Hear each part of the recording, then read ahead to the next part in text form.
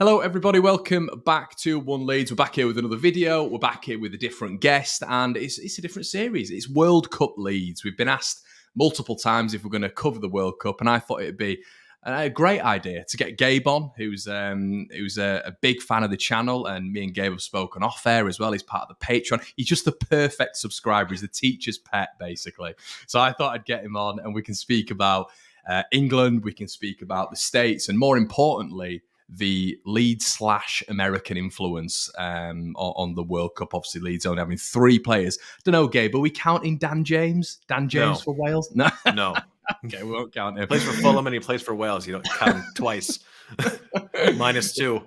Yeah, but Gabe's here with me, and we're going to be getting into just a little bit of discussion about Leeds United, and then obviously we're going to get into stateside, which I think is very important. So, Gabe, me and you sort of have very similar opinions when it comes to Leeds United, but just from your perspective, mate, the half-term report, we spoke about it on the debrief the other day. What's your reflection at the minute of exactly what's going on at Leeds? Yeah, I'm sort of torn between two minds. On one hand, if you had told me at the beginning of the season, hey, at the World Cup break, we're going to have beaten Chelsea, Liverpool away, nearly beat Arsenal, and lose at White Hart Lane 4-3 to Tottenham, I would say, oh, we're doing all right. I would probably have assumed we would be beating teams like Bournemouth, who we did, but by the skin of our teeth, Aston Villa, Everton. So on one hand, I think they're really positive indicators for Leeds going forward. And then there are causes for alarm. I think, Connor, that in the fan base, we keep having the same conversations over and over, right? We're talking about the center halves aren't good enough, that we need Pascal back as a center half and get a real left back, and that we have questions about depth at our number 9 position. And I feel like the frustration into results and things dropping, we all know why, but we sort of have to keep talking about it. So I think the easiest person to blame sometimes is Jesse Marsch. And I know I've come out on here and said that at periods of time that I thought Jesse Marsch should go.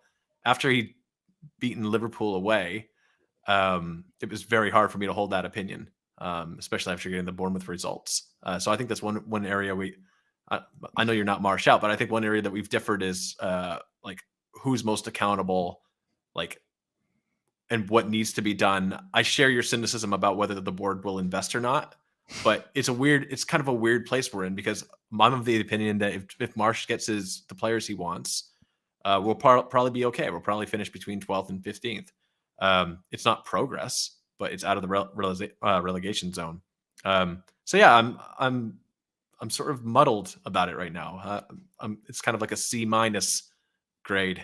Yeah, I think in American school. I think I gave it that. Yeah, in terms of like it's either like a C or a D at the minute. But yeah I think it's I guess it's going to be indicative of whether or not the board actually bring in Jesse Marsch's players, you know, or if it's going to be a Victor Orta thing again. Because even when you look at Brenden, who we're going to speak about today, Aaronson was, I mean, he was a Bielsa target. We were looking at him in January, and whether or not they were speaking to Marsch at that point, we all know there was stuff going on in the background. So maybe Aaronson was, who knows, they could have been speaking about that with Marsch. But I think it's definitely got to be on. It's just interesting there when you're mentioning Jesse bringing his players. I mean, I don't know if he's going to get licensed to do that at Leeds, to be honest, Gabe. We've already had rumours today about Leeds apparently speaking to this guy called Jesus Vazquez, who's a Valencia left back, 19 years of age. Yeah, 19 years old with like a £30 million valuation. Yeah. But this is not a Jesse Marsch player, is it?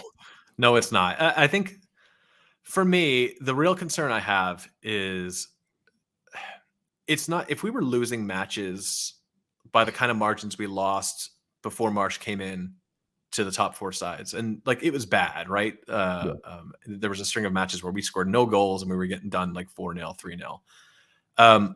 It's almost worse that we're right on the precipice of breaking through, because I've said it before, you've said it before, the players let Bielsa down, the board let Bielsa down, and nobody, I think even the most biased American fan is going to come in here and say that they think Jesse Marsch is a better manager than Marcelo Bielsa. But if you bring in Marsch to do a job and you expect him to do better with largely the same player pool in key positions. I know we've brought in different players. We've talked about net spend. So we can't say that the squad is better. It's been better in some areas, but we can't say with a lack of positive net spend that the squad is objectively better than they were last season. Expecting different results, I think, is naive, but I think what happens is Jesse pulls us in by 70 minutes of chaotic brilliance and 20 minutes of calamity. And it makes you think that if he just did this or that, like I've heard loads of people criticizing that the decision to bring on Luke Ayling, and I understand, but who's he going to bring on? When the wheels fall off for Mark Rocca, who's he going to bring on right now? Who's going to do a job, get stuck in, and build? I think I saw you tweet shield wall. You don't have a shield wall. Our shield wall has holes in it, and you can't run until the wheels fall off. Like if he had kept attacking, every pundit would say it's really naive to keep attacking when you have a lead away at Tottenham. But then he brings in a guy like Luke Ayling. Who's he going to bring in? Diego Llorente? I mean, it's hard, right? So, I mean, part of this is he's the manager. He's going to be the first line on accountability. But it is sort of like, because we have like new levels of frustration every week, even the wins are frustrating. Yeah. It sort of just brings up this kind of bubbling stew of frustration that's at the board. But I think it ends up getting directed towards Jesse Marsh. And I think we all know what the problems are, and they're not necessarily him. Yeah, I think you're right. I think a lot of the in-game management, and obviously you referenced the Tottenham game there, but I think there has been problems with substitutions and maybe changes in system when does it need that in game? And obviously bringing on Gelhardt, I think he's been the more recognised one at 85 and 83 and 86 minutes, which is, I mean, it's just I agree with Brownie on this. I got to tell you, this is going to be maybe controversial. I'm going to get myself in trouble with your subscribers. I don't rate Gelhardt. I don't. A lot of Brownie says the same thing. Pretty I haven't seen in cup matches. He gets 90 minutes, and I haven't seen him make an impact. And we could. I think that the counterpoint to that is, well, is this the right system for him? But like ultimately, so what are we going to do? Start him in the same system in a Premier League match with a step up? Well, I think it's two systems as well, isn't it? I don't think I know he's a lot younger, but I don't think Bielsa favour him there as well. I do think he'd be better in a 2, but I don't think we're ever going to play a 2. So there's no real point in discussing that. But I think, I do it. It's a difficult one with Jesse because that side of it, I'm a little bit more when it comes to substitutions and in-game management. I am a little bit more critical of him, but I 100% agree that if a workman's not got the tools to work with, what are we looking at here? Like, that's a really good example when you speak about the defensive midfielder, because I don't think he should have brought Matt Rocker off, and that's easy to say in hindsight for Luke Ayling. But then you look around and you look at the bench and you think, well, who on earth are we going to bring on? And you would hope that if Jesse Marsh had a competent defensive midfielder, that in that situation he wouldn't bring Luke Ayling on, and he'd bring a competent defensive midfielder on, and then we're not talking about daft in-game management. We're one injury away from a terrible season. We are. If Tyler Adams goes down, we're done. If he picks up an injury in the World Cup, I mean, we're talking about the difference between having him on the pitch and not on the pitch is there's nobody to replace him. And the same is true with, I mean, if we're not, I know Rodrigo is a controversial name, but if we take Rodrigo's goals away, where are we getting them from? Yeah. And I think it's interesting, as much as, this is kind of a funky thing I've identified, as much as I think Marsh deserves to be criticized for some of the in-game management decisions. And I think some of them have been wrong. He also needs to be given credit for going with Somerville over a guy like Jack. Right? Because I think there are a lot of managers that would say, well, Jack will come good. We just stick with him. We stick with him.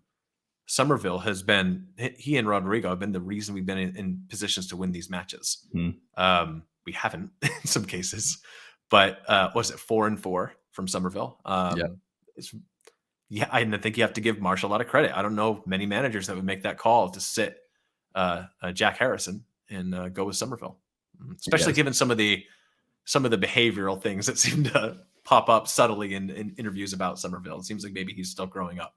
The professionalism tag from Jesse, which he's sometimes I'm a little bit like, Jesse, just shh. Yeah, shush. I know. Like when he was talking about the difference between Yanto's response and Somerville's response was sort of sums it all up. I was like, yikes! All right, just stop. I think that, and when it comes to a just finishing on this as well, Gabe, I think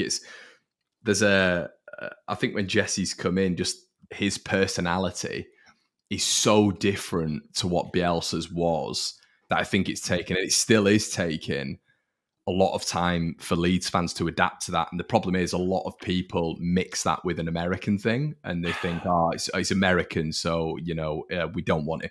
I don't think it's that. With the majority of Leeds fans I speak to, it's just, I think it's, and I'm not saying he conducts himself badly, I'm not. It's just very different to his predecessor, who was almost loved for just going about his business quietly, wasn't it? So it's I'm going to say something a bit controversial here. I'm going to look into the camera. Go on. Please get over Marcelo Bielsa. He's gotten over you. He's moving on. I'm over him, but yeah, I think. But honestly, the comparisons to Marcelo Bielsa, especially like I heard the guys at the Square Ball and I heard Brownie talking about, we've seen it work. It worked in the championship and it got you to 9th, and that was great. It stopped working. He's moved on. And I think it's just not a particularly productive comparison to make anymore, especially because we're talking about the same group of players. And again, I'm the first to say that I don't think Marcelo Bielsa was costing Leeds United. I think it was the players and the board. Yeah. But ultimately, we have to, and I think with Jesse Marsch, people mistake him a little bit. Yeah, he's very positive and outspoken, but Jesse Marsch hates to lose. Like, it drives him crazy.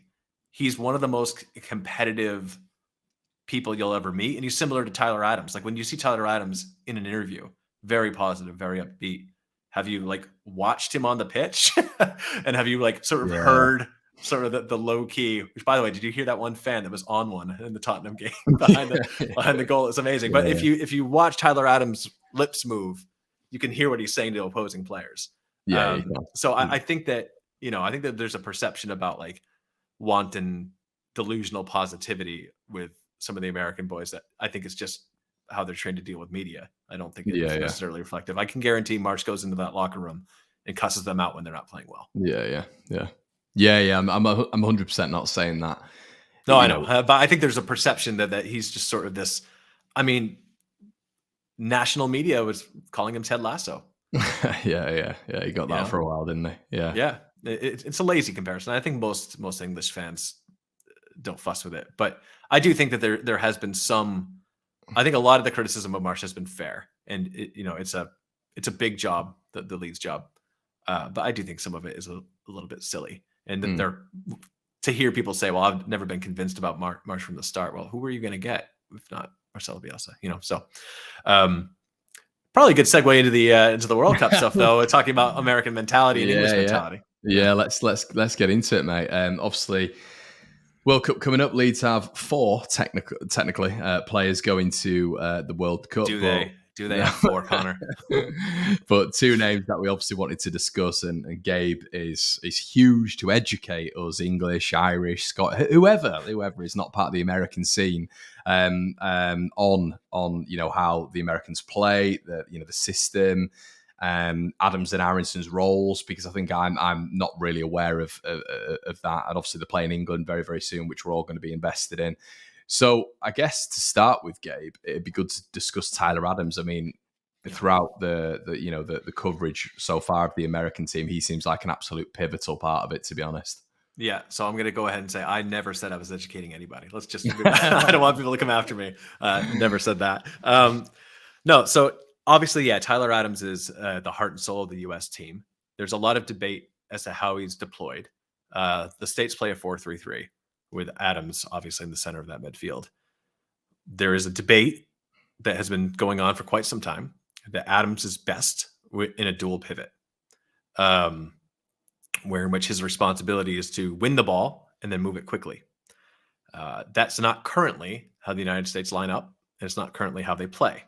And any Google search of the manager, Greg Berhalter, will bring up a ton of results of skepticism and questioning of his tactics outside of the mainstream American media, who seems to really wrap their arms around him and have for the past 4 or 5 years. So Tyler Adams is essential to what the United States do. He mainly plays similar to how he does for Leeds as a disruptor and a mover of the ball. However, he is asked to do more with the ball in the United States system than he is at Leeds United, which I think does not play to his strength. I think that Adams' play on the ball is a little bit underrated. I mean, he makes a lot more progressive passes than people think. He is neat and tidy, but if you're giving him if you expect him to linger on the ball for periods of time and pick out a pass, are there better players on the pitch to do that? I think is the question. And I think with the States, the answer is yes. It may shock some Leeds fans to know that Brenden Aaronson isn't a starter for the United States. He rarely starts. He's an impact sub coming off the bench. He's valued for his ability to press, but he's often played on the wing in that 4-3-3 as one of the advanced 3 attacking players. So how's that different, Gabe, from the obviously when he's been playing at Leeds when it's been a 4-2-3-1? Chelsea probably been the prime example where he was out wide. Is it a different way of playing even in a 4-3-3 system with Aaronson playing out wide? Well, there's no number 10 at all. There's no central attacking midfielder. So I know that we've seen either Sinistera or Aaronson play that central role for Leeds in that in the attacking third. I think Brenden Aaronson's strengths are his ability to turn and hold the ball in tight spaces. And I think the criticism of him is sometimes he holds the ball a little bit too long and isn't as decisive, but he's a young player, so you'd expect that. Is his best position waiting on the flanks and getting a ball wide and hooking a ball into the box? I think that many Leeds fans would say his set piece and crossing delivery isn't the best part of his game. So yeah, there's some real questions about how he's deployed, but he doesn't get on a lot. Now, to be fair, he sits the bench in favor of Gio Reyna of Borussia Dortmund, who I know is probably not a player known to many English fans, but he's very, very highly rated. Aside from Bellingham and Holland before he went to Man City, Reyna is and was the top prospect at Dortmund. He's had a nightmare of an injury that kept him out for about a season. But before that, and his comeback has been good. He's fit and ready to go. But before that, Holland was giving interviews calling him the American Dream, which is really quite funny. So he's a player that I think isn't on a lot of radar for English fans. I also think there are players like Yunus Musa, who starts for Valencia at center midfield, and Weston McKennie, who starts for Juventus. I mean, Juventus rated McKennie so high, and some of the fans don't. He's similar to Adams in the sense that I think sometimes his full skill set is a little bit underappreciated. And he is a limited player in some ways, but he does bomb forward. He's a monster in the box to try to mark. And they thought he was so good that they let Bentancur go to Juventus. To Tottenham from Juventus. So I think that there's a real possibility that there are some surprising players that could catch England unaware. I think that England has to be favored to win the match, obviously. But I think England's more vulnerable than some people realize. And the States, I would expect the States to play. Many are predicting the States to go 3 and out, but it's not because of talent; it's because of management and the way they're lined up and a naive approach. But you never know. The States are a team. They have enough talent on the pitch where they could hit anybody in the mouth, and they're a little bit like Leeds United in that sense. They have some real challenges in certain positions, but on their day against a good team, they could come out and smack them in the face. And if England's not ready for it and they go down early, it could be a strange match, but I still fully expect England to win. What are the expectations over there? Is there a sort of great build up for the England game? No. Is there not? Not all. 3 and out. That's what people are predicting, and it's because of the scrutiny on the manager. Right. Other managers have had players like Clint Dempsey, who I loved Dempsey, but at his best was a impact player for Fulham. Right? I think he scored 50 Premier League goals in his career. Good number, but I don't think anybody would say that Clint Dempsey was ever like a top 5 or 10 at his position in the Premiership, right? So, and MLS guys, some guys playing in kind of middling European leagues, and Landon Donovan coming and doing well on a loan spell to Everton. That was like the apex of our talent pool. I know opinions are sort of split on Pulisic, which is strange, but I think anybody that's watched him play for Chelsea when he's gotten a chance has said he's a very skillful and impactful player. He's very difficult for defenses to contain. And given some of the injuries England have had in the flanking positions at right back, left back, I would be a little bit nervous with Christian Pulisic running at me, especially if we've got Trent at right back. Right. And especially if Southgate goes with a center half like Maguire. I mean, and he has a penchant to go with sort of his guys, which it's very similar. Berhalter has his guys. Berhalter picked 3 players from MLS who haven't scored over 5 goals in their season in attacking positions over guys who are knocking in goals in the Bundesliga and in the Dutch league. It's confounded American fans. So all that to say is there's not a lot of excitement about this particular team. And it shows. I mean, our country gets more excited for our women's team, who has been the dominant force in women's football for the last 20 years. It's actually been quite nice to see the Lady Lions give us some competition. Apart from when the Americans beat us and your star striker started doing the cups of tea thing. Did you know what's so funny though is that like it is hilarious how triggered the English media got about that. I mean, they were so upset. Yeah, I loved it. I loved every minute of it. Yeah, you better believe if Tyler Adams somehow manages to score, he won't. But he'll go into the corner. He'll look at all those English fans and he'll give them some tea.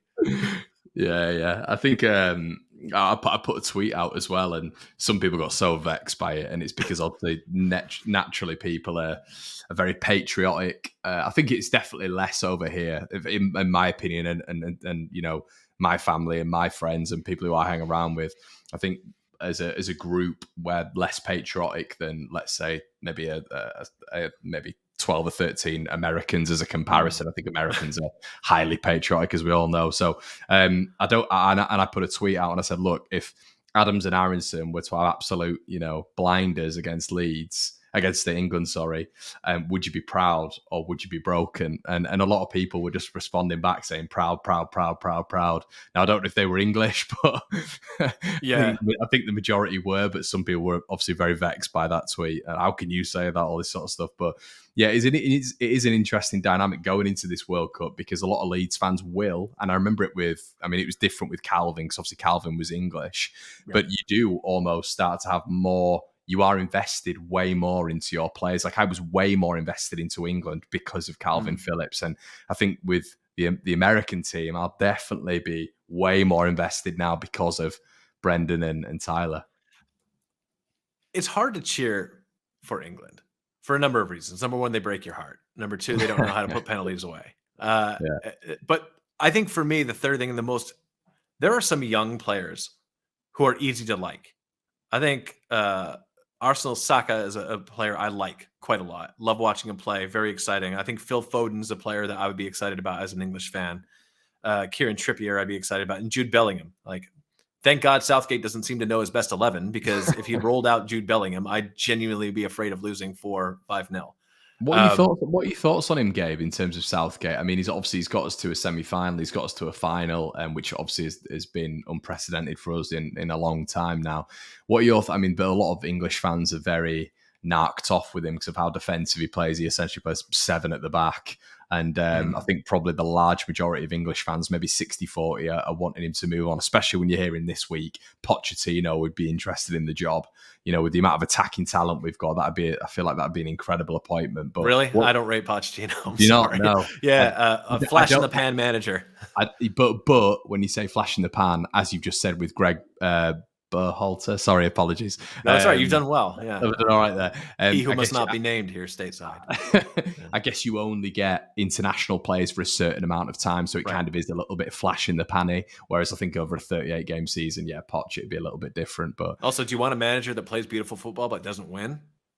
This is the thing with international football, isn't it? That's the thing. It's and can you play beautiful football and really condition a side to play that style of football when you only have them for 10% of the year? Right. I feel that international football management is about managing personalities, finding the best combination of the best players, and giving them simple instructions on how to execute a game plan. It's not tactic. It's not chess, right? It's checkers. And I think that we tend to overcomplicate a very simple game sometimes. I think my opinion on Southgate, it's funny. I have a little anecdote of when I moved to Leeds. When I first moved to Leeds, people were telling me all the time about how optimistic Americans were. And I was like, okay, I found that to be strange. But I think what they meant was that we appeared to be positive by the way we communicate. Yeah. However, I found that English people are the most sentimental, romantic people at their hearts about things that brought them to a certain point. And when I look at Southgate, I see him holding on to players that have woeful club form, that there are other players in the stable that are demonstrably better, both for their clubs and when they get opportunities to play in the England side. And Southgate is going to go with the old war horses because he can't divorce himself from the nostalgia of it. And it's a loyalty thing. One thing I will say about Americans, we're cutthroat, absolutely cutthroat. If Tyler Adams, and this is going to probably hurt Leeds fans for me to say, but if Tyler Adams got a transfer and moved to a big club, he would still go in studs up on the Leeds United players and wouldn't think 2 seconds about it because he would pivot. I'm going to have a DM from Tyler Adams telling me to shut up. But with England selection, so I remember the last World Cup that we played England in the States. I mean, there was still those rolling out Gerrard and Lampard, center halves that were aging and old and not quick anymore. Yeah, Wayne Rooney, who seemed past his best, and they still got rolled out by Capello. And I would be really impressed if Southgate came on and said, you know what? I know that the English press and media and country would really love Declan Rice, but I can't play two holding midfields against America. I'm going to play Jude Bellingham, who's a more box-to-box player, and either Declan Rice or Calvin Phillips or whoever it is he chooses. I think it'd be really brave if he decided to go with a different back four than one anchored by Harry Maguire. I think he's shown a lot of willingness to compromise with Trent, but I think he has to, doesn't he, because of Reece James. Yeah. Well, and Reece James isn't playing now, right? That's what I mean. It's wild. So I don't know. I think that there are a couple of reasons that I think America could be competitive. And again, I just want to reemphasize this: 80% of me says that England win comfortably. 20%, like maybe the gambler in me, says that if Southgate deploys a conservative lineup against the United States, guaranteed. There's only a couple players that I'm afraid of as an American. I'm afraid of Bukayo Saka, Phil Foden, Harry Kane, and Marcus Rashford. And even Rashford, I'm not always that. I mean, he's very hot and cold. Yeah. But you know who's not afraid of those players? Christian Pulisic, Timothy Weah, George Weah's son, plays for Lille. Weston McKennie of Juventus. Yunus Musa of Valencia, Tyler Adams of Leeds, Brenden Aaronson of Leeds. These guys are not afraid of these players. And I think that's the big difference between the 2010 match against, the golden generation of English players, where you had, again, like MLS journeymen out on the pitch trying to salvage, like Josie Altidore was out there as a forward. Anybody who remembers Altidore's stints in the Premier League knows that they didn't go particularly well. The whole city legend. That's right. The whole city legend, the Sunderland legend as well. I think 2 goals in 2 seasons. Which is horrendous, right? With many starts. So if you're an English fan, I would feel pretty comfortable about the chances that you're probably going to breeze through the United States. But I think if the players don't go out there and take the States seriously and rate them for the players they are and the potential that's on the pitch, there's a real possibility that England gets hit in the mouth. And I always think about the player Jack Grealish and his sort of dismissal of Miguel Almiron, who plied his trade in MLS and then came over to the Premier League. I'm not sure what Jack Grealish has to laugh about or how proud he should be of his transfer fee, the numbers he's put up for City. You're playing in one of the best teams in the world. These are your numbers? And look at Almiron last 6 weeks. Yeah, exactly. So, I think there tends to be an arrogance and a mental weakness with some English players. I think it's wrong to say that they all have it. Yeah. But something happens, doesn't it, under the pressure?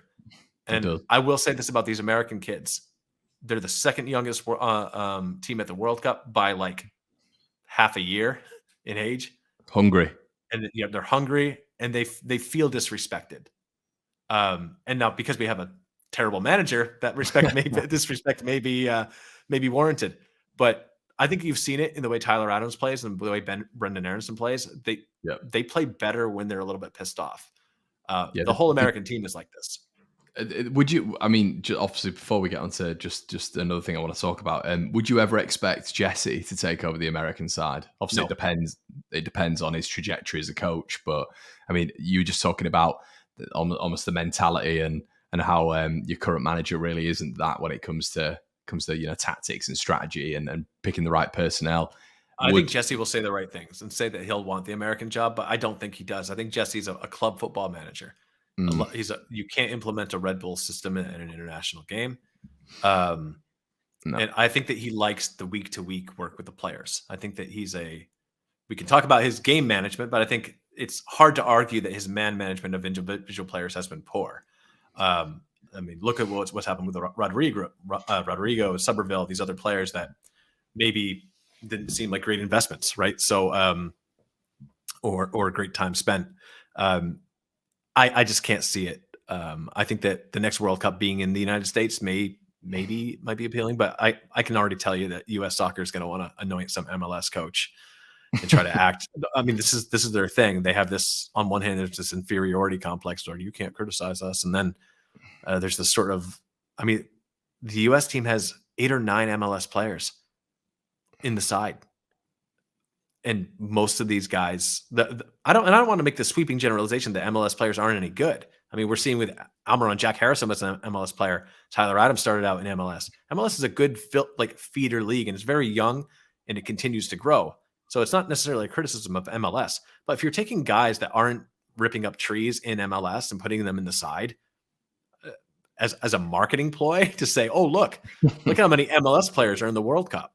Yeah. And that's, I think, how a lot of U.S. fans feel. And it turns into this weird kind of false binary that you can't be a good player and play in MLS. There are plenty of good players that play in MLS.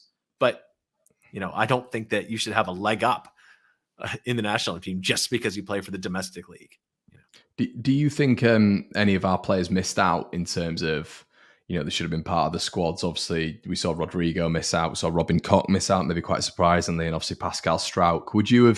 Were you quite surprised by any of those? I saw Somerville today as well say that he was almost disappointed that Louis van Gaal didn't consider him after his streak. And I thought, wow, I quite liked it, to be fair. I thought, I don't mind that bit of determination, a bit of ambition there. I know he's very young, but are there any that have sort of surprised you at all, Gabe? Or to be a top athlete, you have to have a degree of arrogance, right, to be successful. So it doesn't really surprise me. It's good to see. I think that. No, I'm not surprised. When I've looked at Robin Koch's play for Leeds, it's very difficult for me to say that he's a national team player in this World Cup. I'd agree with that. Yeah. Maybe Rodrigo, right? Like numbers wise, but I think when you look at the kind of goals he scores, with the exception of the Tottenham match where he had just brilliant finishing, it's hard for me to make that case in a team that has plenty of attacking options. And the same goes for Pascal Strauch. I think he's been playing out of position a lot of the season. And I think that works against him. And I don't, as much as this is maybe controversial, but as much as he is an upgrade to our current center half stable, if you give me 40 million pounds to sign a center half and I'm at a club, am I going to be looking at Pascal Strauch? Probably not. So no, I wasn't particularly surprised. I'm pleased that Christensen got in. I think that Adams and Aaronson are obviously going to go for the States. The States don't have a very deep team, despite having some good talent. But was there anybody that really stuck out to you that you felt deserved to go? No. That's the end of the segment, folks. Yeah. A lot of Leeds fans, I think, like you just said, it's sentiment, isn't it? It's your club, and when your club haven't got X, Y, Z in World Cup squads, you're naturally going to kick up a little bit of a fuss. But we are where we are, Gabe. We are 2 points off the relegation zone, and we have Man City and Newcastle as our next 2 games. So you wake up every day, and is that the first thought that pumps through your head that we're pretty much, yeah, out of the relegation zone? That's my first thought, and then I put the camera on. So yeah, that's how it works normally. But yeah, we're not in. I don't think we're in a great position at the minute. And I think, like you've quite rightly said, how can you pick Pascal Strauch when he's not been playing centre back all season? Robin Koch, he had a good start. I thought he had a reasonable start, maybe first 4 or 5 games, but it's completely tailed off. And then for me, and Rodrigo, no. As much as if Rodrigo could score 25 goals, and you'd say, no, there's no chance he's going into the Spain team. Yeah, and obviously it's Enrique as well. It's Enrique. It's high octane pressing. It's high octane football. So I just don't know if he'd be able to lead the line there, to be honest. But yeah, not for me. And yeah, I think the 3 that went And it's great for Christensen as well, because I'm sure it's going to increase his confidence and stuff, because I do think he's still acclimatized into this Premier League thing. And I think it's crazy when you see, maybe you don't realise it until they come to Leeds, but the actual job that Adams and Aaronson have done in terms of acclimatizing quickly to the Premier League, Yeah. when you look at someone maybe like Rasmus, it's a real credit to those two, I think. Yeah. Here's a question for you. Do you think Calvin deserves to go to the World Cup? No. No, I don't. He's not played enough minutes. I don't understand. He's got his favourites, hasn't he? It's like what we've said. Yeah. He's got defensive midfield options. The thing is, Gabe, you were just speaking about, when it comes to just general depth for the States, what I will say about the English is there is not depth in that defensive midfield role. I mean, if you're looking at it, we've got Calvin, we've got, is Bellingham a defensive midfielder? I think he's more of a box-to-box. Yeah, for me, he's no way near a defensive midfielder. He needs to be further up than that. Then you got Rice. Yeah, you put Rice there. Henderson, not good enough anymore, I don't think. So you look at James. I'll tell you who was really unlucky to miss out. I thought James Ward-Prowse was unlucky to miss out. Yeah, I agree. I agree. So maybe he could have gone, and Calvin maybe could have stepped out, but it's that job, isn't it? It's that defensive work in front of the back. Conor Gallagher going to the World Cup doesn't make sense for me. Nah, that's another one. Yeah. Jack Grealish going. I've already made my opinions about Jack Grealish known. I think that what's shocking to me is I think that Declan Rice is. If Declan Rice were German, I think he'd be worth about half the amount. You're not a fan, really? Listen, so I've seen him play really well, but when I watch West Ham United this season, has Declan Rice been good? No, he's not. No, I know. And I guess it's like you say, it's I mean, yeah, I guess when you look at the amount of players that we've had, are they all, do you look at any of them and think stand out right now? They're unbelievable. You probably look at maybe Saka. Foden's been good this season, like you said. Kane's, it's taken a while for him to get up to it, really. Bellingham's been good. But Sterling doesn't even run at players anymore. I watch a lot of Chelsea matches because Pulisic, I want to see how he does. And of course, half the time we don't get to see him play. But Sterling seems to have lost his pace. I'm not really sure what he brings to a team if he's not taking on players. Mm-hmm. He has more lost dribbles than anybody else in that team. It's probably like you said earlier, though. I guess it's systems, isn't it? I mean, this is a strange thing about Maguire and Shaw and Sterling. They overperform for England. I don't really know what it is, but they seem to enjoy their time at England. I mean, Sterling for me, I don't rate Sterling. I've never have really. I think he doesn't put out enough for the team that he's been in for so many years. And I think there's. Do you rate Mason Mount? Yes, I do too. Yes, I do rate. Controversial American thinks Mason Mount belongs in the team, because I know that some Americans on the Twitter sphere love to compare Pulisic and Mount as if they play the same position just because they're attackers. It's nonsense. No, they don't. It's completely different. For me, if I'm the England manager, I'd rather go with a guy like Mason Mount, who really puts in a top class effort. I don't have to worry about mentality issues with him than some of the other guys. But he hasn't had a great season either, has he? And I think, and that's it. When you look at that back, what is it? It's going to be back five. I guess Walker's just come back from injury. Right. Maguire, Stones has been okay, I think, but obviously Man City haven't hit the dizzy heights yet. Shaw, obviously Chilwell's injured, isn't he? So Shaw goes left back. I mean, it's been him or Malacia at Man United this season. Yep. And it's going to be Trent, but I mean, I think that probably the informed one at the minute is Trippier, right? Trippier at Newcastle. Yeah. So it'd be a bold call. I don't think that Southgate will make it, but it would be a bold call to go with Trippier. I think Trippier would cause more problems. He'd be running at Serginho Dest on the other side. Dest, amazing with the ball at his feet. Not a particularly good defender, right? So fitting well at Leeds. Yeah. He wouldn't lose the ball like Junior Firpo does, though. Yeah. What's your so what, obviously this is just going to be a World Cup preview, and what I want to do with me and Gabe is bring this on every time England and the States have played, like hopefully every single round, and we can both, qualify for the next round, and we can keep going with this, and Denmark, obviously. And we're going to keep going with this. But just in general, mate, what are your expectations in terms of how far England are going to get, how far the States are going to get? England out in the round of 16. Would that be Argentina? Is that right? Yep. Is that how it'd fall? Yep. Yeah, probably. Yep. Yeah. I agree with that. States out at the group stage, maybe first knockout, but probably out of the group stage.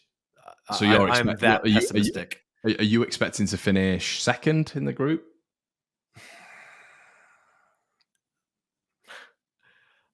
I hope we can get out of the group stages, but honestly, Connor, I could see us losing to Wales. Wales are going to be tough for us. They will. They'll be tough for us. It's another mentality monster. Wales are going to be right up for it. They're the underdog. They love it. The Welsh love it, and they hate the English. I just don't think that our manager sets our team up to win the match. Yeah, and I think the only time we end up doing well as a team is when the players decide to sod off the plan and just play on instinct. And they've done it a couple times, and we've gotten the best results. But I don't see it happening. I think who would be that next round? Just out of interest, if you finish second, who would be? I haven't even looked at it. Yeah, I haven't even looked at it. I'm that not confident in the state's ability to advance out of the group. It'll be tough though, won't it? Because it'll be a first place finish of another group, obviously. So yeah. And I think that the worst thing, Connor, is the media out here in the States are saying, well, this is sort of a test run for these young players, and we're going to have the World Cup next time. So it's almost like they're treating it like a free game.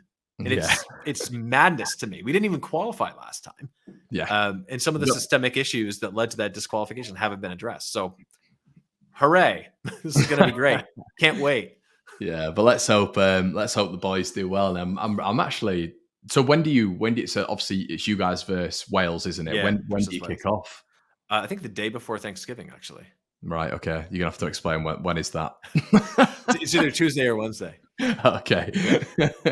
I felt so ignorant then. It's day before Thanksgiving. We'll give you a proper American Thanksgiving. That's the whole thing of this series. We want to become more American. So we'll leave it like that. Gabe, thanks so much for joining me, mate. And we'll be back it's going to be probably every week to discuss the rounds and how England, the States, as I've said, the Welsh will. Yeah, we'll discuss that as well. But the Danes do. So guys, thank you so much for joining. Make sure you like, comment, and subscribe, and we'll see you in a bit.